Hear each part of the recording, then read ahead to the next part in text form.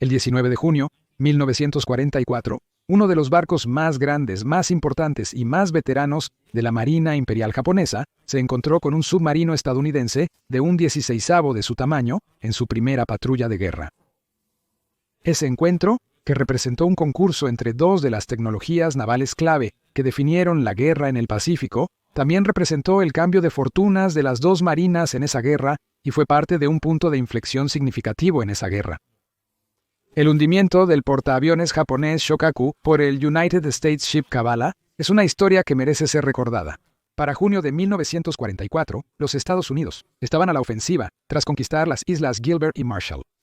La estrategia de salto de isla en isla de Estados Unidos se trasladó a las Islas Marianas.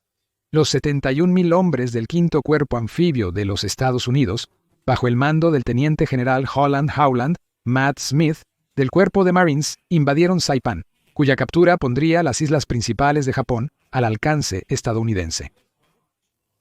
Los japoneses reconocieron la importancia estratégica de Saipán y comprometieron una parte significativa de su flota para un ataque. Para 1944, la Marina Imperial japonesa estaba muy agotada y ya había sufrido la mayoría de las pérdidas de las tripulaciones aéreas, pero la flota aún era significativa y podía montar una gran acción de portaaviones. Los estadounidenses supusieron que el objetivo era atacar la flota de invasión de Saipán. De hecho, el objetivo japonés era provocar una batalla naval decisiva. Buscaban causar una pérdida considerable a los Estados Unidos. Marina pensó que América tendría que negociar la paz.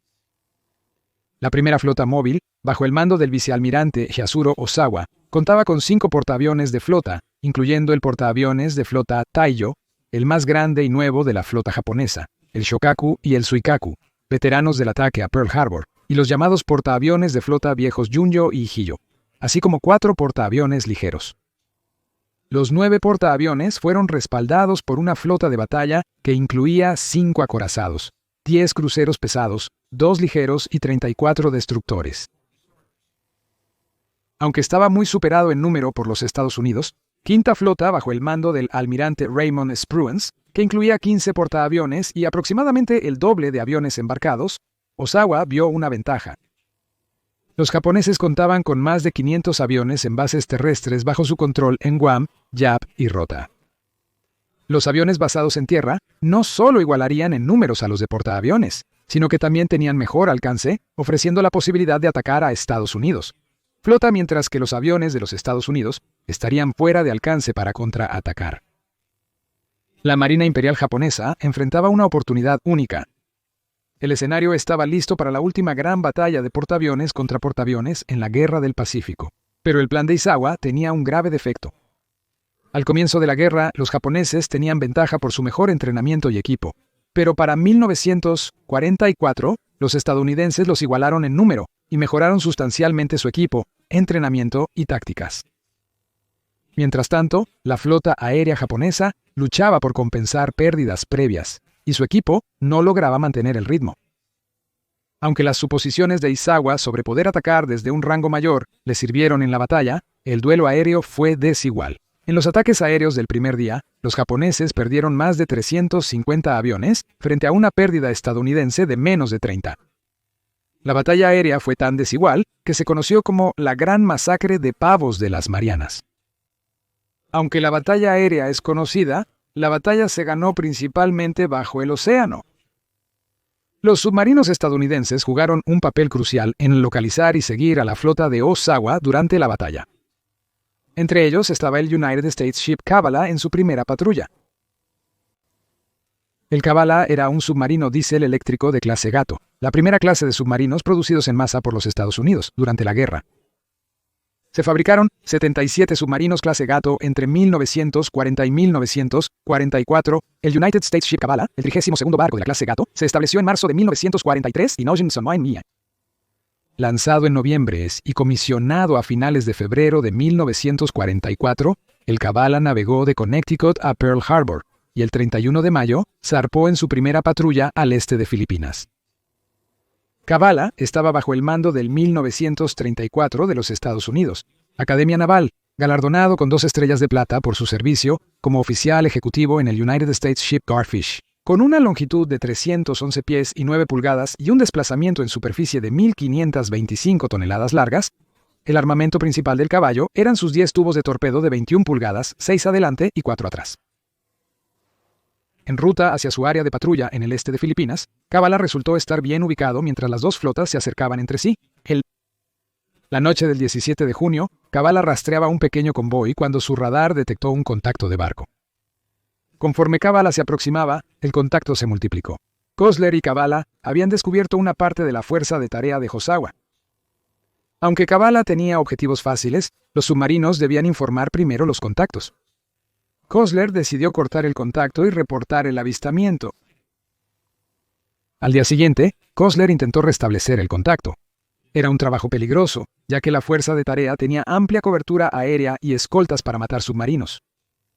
En la madrugada del 19, un avión voló tan bajo sobre el Kavala sumergido que su tripulación escuchó el rugido del motor. Alrededor de las 10:30 de la mañana siguiente, Koestler vio a través del periscopio aviones volando bajo en círculos a lo lejos. Al acercarse a Kavala, se toparon con uno de los grupos de tarea de Osawa, conocido como Fuerza A. Frente a él, un gran portaaviones navegaba hacia el sureste, levantando grandes olas de proa. Koestler observó que el portaaviones recuperaba aviones, lo que lo hacía más vulnerable. Koestler, junto con su oficial ejecutivo y oficial de artillería, identificó al portaaviones como uno de la clase Shokaku. El Kavala también había detectado un destructor cerca, aunque no parecía haber detectado al Kavala. Atacar al portaaviones pondría en riesgo al Kavala. El portaaviones avistado era, de hecho, el propio Shokaku. Establecido en diciembre de 1937, el Shokaku fue el primer portaaviones japonés construido sin las restricciones del Tratado Naval de Washington, que había expirado en diciembre de 1936. El Shokaku, con 257.1 metros de largo y un 26.675 toneladas largas, era 10.000 toneladas más pesado y 20% más grande que los portaaviones estadounidenses de preguerra. Shokaku, que significa grulla ascendente, fue uno de los 6 portaaviones que participaron en el ataque japonés a Pearl Harbor junto con su barco hermano Suikaku, y fue un elemento central de la flota en la mayoría de las batallas importantes de la Guerra del Pacífico. Sus planes fueron cruciales en la victoria japonesa en la Batalla del Mar del Coral en mayo de 1942, al hundir el portaaviones United States Ship Lexington. Sus equipos de control de daños salvaron el barco cuando fue dañado en la batalla. El daño mantuvo a Shokaku fuera de la batalla de Midway. Se especula si su presencia hubiera cambiado el resultado. Sus aviones dañaron gravemente al portaaviones Enterprise en la batalla de las Islas Salomón Orientales y contribuyeron a hundir el Hornet en la batalla de las Islas Santa Cruz. Era uno de los barcos más grandes, más modernos y más veteranos de la Marina Imperial japonesa, y representaba una cuenta pendiente que los estadounidenses estaban ansiosos por saldar. Apenas 20 días después de su primera patrulla, Kavala se encontró frente a uno de los objetivos más importantes de la Marina Imperial japonesa. La posición de Kavala en el portaaviones era tan buena que Koestler solo usó el periscopio 3 veces mientras se preparaba para atacar. Koestler decidió enfocarse en el portaaviones y lidiar con el destructor después. A la 1:18 a.m., observó el objetivo por el periscopio, a unas 1.362.4 metros, y presionó el botón en el mango derecho. La computadora de datos de torpedos, Torpedo Data Computer, del barco determinó una solución de disparo.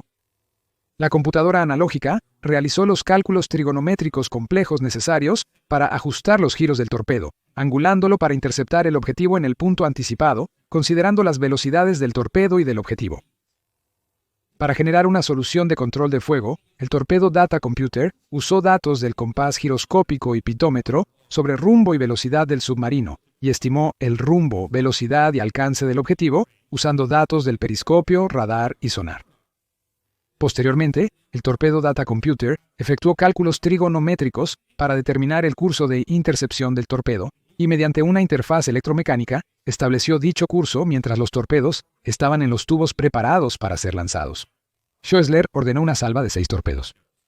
Disparar varios torpedos simultáneamente aumentaba las probabilidades de impacto, y siendo el Shokaku un objetivo tan grande, se requerirían múltiples aciertos para hundirlo.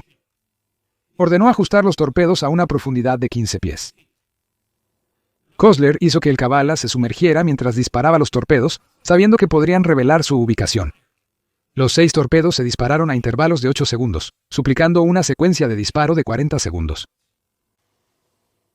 A las 11:20 am, los vigías del Shokaku avistaron torpedos acercándose. Es posible que estuvieran ocupados escaneando el cielo, en busca de aviones, cuando notaron los torpedos demasiado tarde para evitarlos. El capitán trató de girar el barco, pero no tuvo tiempo. El equipo de sonido del Kovala escuchó una explosión 50 segundos después de lanzarse el primer torpedo, seguida de otras 2 en intervalos de 8 segundos. Cuando cesaron las explosiones, Kossler supuso que los otros 3 torpedos fallaron. Ordenó que el submarino girara y se preparara para navegar sigilosamente, con la intención de eludir a los escoltas del portaaviones. Las primeras cargas de profundidad detonaron cerca, menos de 2 minutos luego del lanzamiento de los torpedos. Kossler llevó a Kavala a lo profundo, aunque por su equipo de sonido, oían los tornillos de al menos 3 destructores persiguiéndolos. La tripulación de Kavala permaneció en lo profundo y en silencio, intentando evadir la detección sonora mientras los destructores lanzaban cargas de profundidad letales. El barco se alejó lentamente de las explosiones que se escuchaban cada vez más distantes. Según el registro, los destructores japoneses lanzaron 108 cargas de profundidad en las 3 horas siguientes al ataque. 56 explotaron cerca del submarino. El equipo de escucha supersónico de Kavala se quemó cuando el agua se filtró en la ventilación, dejando solo el equipo sónico JP, pero sin amenazar al barco. Mientras el Kavala se alejaba, escucharon 4 grandes explosiones desde la dirección del ataque. Kossler se movió a la profundidad del periscopio para confirmar si el portaaviones estaba destruido, pero los chubascos de lluvia le impidieron ver algo. Esa noche, cuando fue seguro para Kavala emerger, informó por radio a Pearl Harbor que había impactado un portaaviones japonés con 3 torpedos, concluyendo con: «Creo que el bebé se hundió». El informe detallado del Chicago se perdió, así que los detalles exactos de los impactos de torpedos son imprecisos, pero hubo testimonios sobre el daño y las consecuencias. El primer torpedo impactó en medio de los barcos frente a la isla, rompiendo un tanque de combustible de aviación volátil, provocando una bola de fuego y un rocío ardiente frente al puente. Algunos pilotos que descansaban cerca de la isla fueron quemados por el combustible en llamas. Los aviones eran reparados y armados en el hangar, que se volvió un infierno cuando el combustible de las tuberías se incendió y las municiones y grúas listas para ser montadas explotaron. Según testigos, 3 o 4 torpedos impactaron, inundando una sala de calderas y causando una inclinación a estribor. El barco perdió la energía y la propulsión, inclinándose hacia la proa donde un torpedo había dejado un enorme agujero, posiblemente atravesándolo por completo. Los torpedos combinados causaron un grave daño, provocando incendios, inundaciones y deshabilitando la energía necesaria para el control de daños. Sin calderas, se perdió la propulsión y el daño en la proa inutilizó la navegación. El capitán ordenó contra inundaciones para abordar la lista, inundando en exceso y provocando una leve inclinación a babor.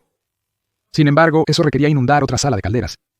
Sin energía, la tripulación no podía usar las bombas para controlar la inundación, mientras los incendios se propagaban por el hangar.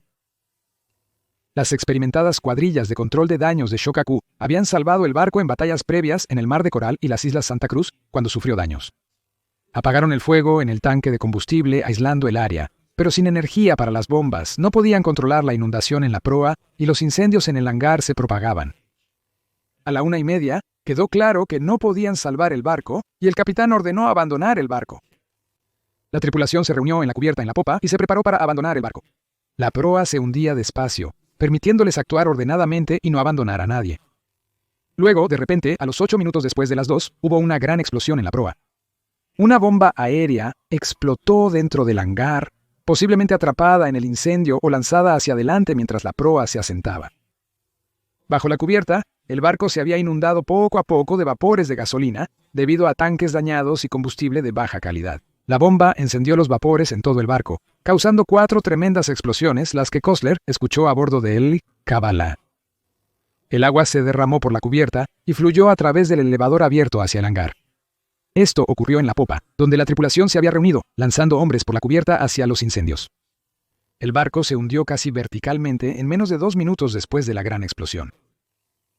Perecieron 1.263 de la tripulación del barco. Solo se rescataron 557. Shokaku no fue la única baja japonesa en la batalla. El portaaviones Taiyo, el más nuevo y grande de la flota, fue alcanzado por un torpedo del submarino United States Ship Albacore. El Taiyo, aunque bien blindado, se hundió debido a una explosión interna causada por una serie de errores de sus inexpertos equipos de control de daños tras el impacto de un solo torpedo. Además, aviones del United States Ship Bella Woods hundieron el portaaviones de flota Haiyo. Igualmente importantes fueron las pérdidas aéreas, ya que muchos aviones se perdieron con el hundimiento de los 3 portaaviones. En la batalla, los japoneses perdieron más de 400 aviones de portaaviones y 200 aviones terrestres. La aviación naval quedó devastada. Los escasos portaaviones remanentes perdieron relevancia debido a la carencia de aeronaves y personal aéreo entrenado. Osawa se retiró hacia el norte. La batalla fue un punto de inflexión que anuló la capacidad de la marina japonesa para realizar operaciones de gran escala con portaaviones. El Kavala terminó su patrulla y recibió una citación presidencial de unidad por hundir el Shokaku. Completó con éxito 6 patrullas de guerra en el Pacífico, hundiendo el destructor japonés Shimatsuki en noviembre de 1944. Kavala continuó sirviendo después de la guerra y no fue eliminado de los roles navales hasta 1969, cuando se transformó en un barco museo. Actualmente, el United States Ship Kavala se exhibe en el Parque Seawolf en la isla Pelícano, Texas, y está abierto a visitas. Hisaburo Osawa terminó la guerra como el último comandante en jefe de la Marina Imperial Japonesa. Se le consideraba uno de los oficiales de bandera más capaces de Japón durante la guerra, y se le describía como valiente y compasivo con sus hombres. Murió en 1966 a los 80 años. Herman Kosler sirvió en la Marina de los Estados Unidos durante 43 años a través de la Segunda Guerra Mundial y en Corea y Vietnam. Se retiró como contraalmirante, habiendo sido galardonado con 3 estrellas de plata, la Cruz de la Marina, la Medalla de Servicio Distinguido y 2 Legiones de Mérito. Murió en 1988 a los 76 años. Espero que hayas disfrutado este episodio de El Historiador, breves fragmentos de historia olvidada de 10 a 15 minutos. Si lo disfrutaste, haz clic en el botón de me gusta. Si tienes preguntas, comentarios o sugerencias para próximos episodios, escríbelos en los comentarios. Responderé personalmente con gusto. Sigue al Historiador en Facebook, Instagram, Twitter y mira nuestra mercancía en teespring.com. Para más episodios sobre historia olvidada, suscríbete.